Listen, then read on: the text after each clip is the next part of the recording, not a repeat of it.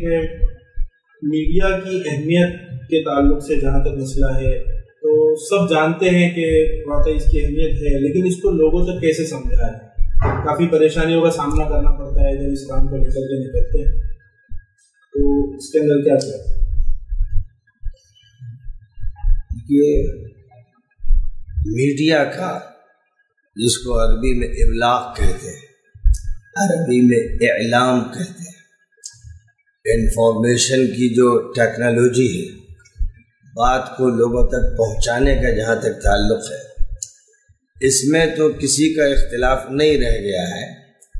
بات وہاں آتی ہے اور اختلافی بنتی ہے جب تصویر سے متعلق اور ویڈیو سے متعلق ہوتی ہے۔ ایک بڑا طبقہ ہمارے علماء کا یہ سمجھتا ہے کہ چونکہ تصویر حرام ہے، جاندار کی تصویر بنانا حرام ہے، اس لیے میڈیا میں ویڈیوگرافی کرنا درست نہیں۔ یہ بات ان کے ذہن میں ہے، لیکن اس سلسلے میں وقتاً فوقتاً مذاکرے ہوتے رہے، سوالات کے جوابات بھی دیے جاتے رہے کہ اصلاً تصویر بھی احادیث کی روشنی میں جو بات سامنے آتی ہے وہ حرام ہے جو شرک سے متعلق ہو۔ مشرکانہ ماحول کی جو چیزیں ہوتی تھیں، دیویاں، دیوتا یا ایسے اشخاص جن کو بیسی صنم کے وثن کے پوجا جاتا تھا، نبی صلی اللہ علیہ وسلم نے ان پر بہت ہی سخت پابندی لگائی تھی، اور یہ کہ جو لوگ اس طرح کی تصویریں بناتے ہیں وہ اللہ کے ہاں سخت عذاب میں مبتلا ہوں گے۔ اور یہ بالکل واضح بات تھی کہ جس دین نے توحید کو لازم کیا ہے اور شرک کو بہت ہی ناپسند کیا ہے، مشرک اور شرک کرنے والی کو سزا لازماً دی جائے گی، اس کی معافی نہیں ہے، وہاں سخت سے سخت حکم ہونا چاہیے تھا، لہذا وہ حکم ہوا۔ لیکن جہاں تک عام قسم کے فوٹوؤں کا تعلق ہے جن کا شرک سے کچھ لینا دینا نہیں ہے، یہاں تک کہ چھوٹے چھوٹے سے اسٹیچو جن کا شرک سے کوئی تعلق نہیں ہے، ان پر پابندی نہیں لگائی گئی۔ حضور صلی اللہ علیہ وسلم نے بچیوں کے کھلونے، گھوڑے اور مختلف جانوروں کے جو مجسمے ہوتے تھے وہ حضور کے گھر میں تھے۔ حضرت عائشہ صدیقہ اس طرح کے مجسموں سے کھیلتی تھی،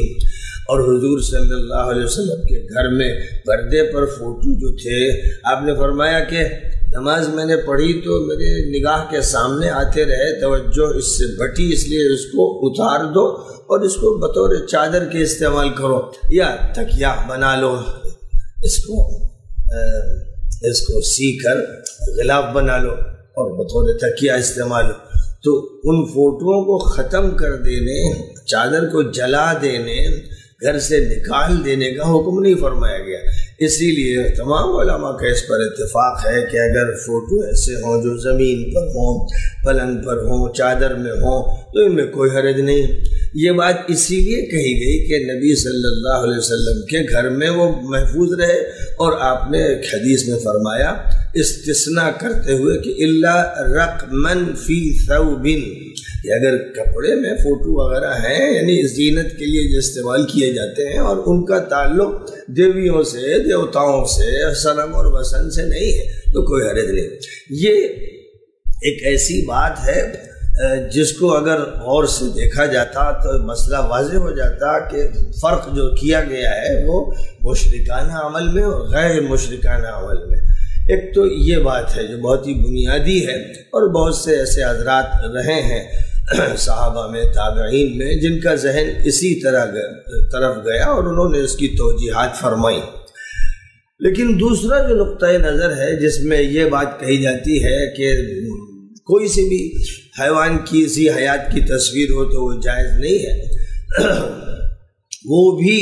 مستثنیٰ کرتے ہیں ضرورت کو، یعنی آج کل یہ کہا جاتا ہے جب ضرورت ہو، مثلاً پاسپورٹ میں ضرورت ہے، آئی ڈی میں ضرورت ہے، یا اور کہیں سرکاری کاغذات میں ضرورت ہے، تو اس ضرورت کی بنیاد پر وہ فوٹوؤں کو جائز قرار دے دیتے ہیں۔ اب ایک فرد کی چھوٹی سی ضرورت، جس ضرورت کا جہاں تک تعلق ہے اس سے علیحدگی بھی اختیار کی جا سکتی ہے کہ اگر کوئی پاسپورٹ نہیں بنواتا، اپنا آئی ڈی نہیں بنواتا، یا سرکاری کاغذات کا اس طرح استعمال نہیں کرتا، تو بھی کوئی نقصان اس کو نہیں، اس کی جان کو نقصان نہیں، اس کے مال کو نقصان نہیں، لیکن اس کو ضرورت کہہ دیتے۔ اور پوری ملت کا جہاں تک تعلق ہے، ملت پر جو حملے ہو رہے ہیں میڈیا کے ذریعے ہو رہے ہیں، پھر جو بڑی بڑی وارداتیں پیش آ رہی ہیں جہاں پر لوگوں کو مارا جا رہا ہے یا زخمی کیا جا رہا ہے، یا کوئی بھی کیس اس طرح کا پیش آ رہا ہے، تو جب تک اس کے فوٹو نہیں پیش کیے جائیں گے، دکھایا نہیں جائے گا کہ روہنگیا کے ساتھ کیا ہو رہا ہے، یمن میں، سیریا، عراق میں کیا ہو رہا ہے، جب تک وہ حقائق سامنے نہیں آئیں گے، چیز دستاویزی نہیں بنے گی، اور دستاویزی جب تک نہیں بنتی ہے اس کو سند حاصل نہیں ہوتی ہے۔ اس لیے اس نقطۂ نظر کو سامنے رکھتے ہوئے یہ سمجھنا چاہیے کہ ملت کی ایک ضرورت تو یہ داخلی ہے، پھر اس کے بعد جو حملے ہو رہے ہیں اس میڈیا میں، کہ جو ویڈیو والی دنیا کی میڈیا ہے، جو چینلز پر ہو رہا ہے، اس کا جواب اگر آپ ریڈیو اسٹیشن سے دیں گے، یا اس کا جواب اگر آپ صرف زبان سے دیں گے، تو وہ جواب فی الحقیقت نہیں ہوگا، کیونکہ اس کا رخ ہے کروڑوں انسانوں کی طرف، اور آپ رخ کریں گے سینکڑوں کی طرف یا بیسیوں کی طرف، تو وہ جواب شمار نہیں کیا جائے گا۔ اس لیے آج ملت کی دعوتی ضرورت بھی ہے، اور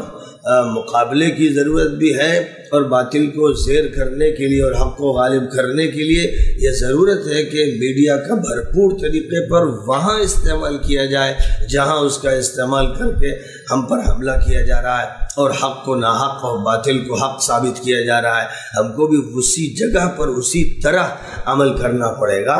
اور جس جواز کا حوالہ اب علماء دیتے ہیں اپنے پاسپورٹ اور اپنی آئی ڈی کے لیے، ان سے کہنا ہے کہ یہ مسئلہ پوری ملت اور امت کا ہے، اور یہ ایک میدانی جنگ ہے، اس جنگ میں آپ جواز کے قائل کیوں نہیں ہوتے؟ اگر آپ اپنے